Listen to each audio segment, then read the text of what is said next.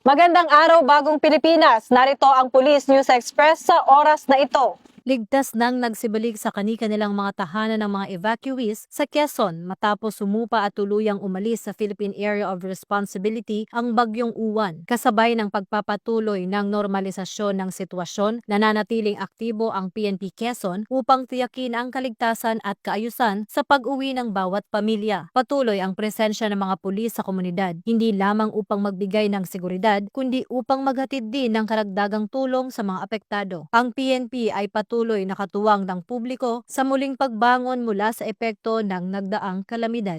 Para sa mga napapanahong balita, laging tumutok sa Police News Network. Ako po si Patrolwoman Sari Bernales para sa Police News Express.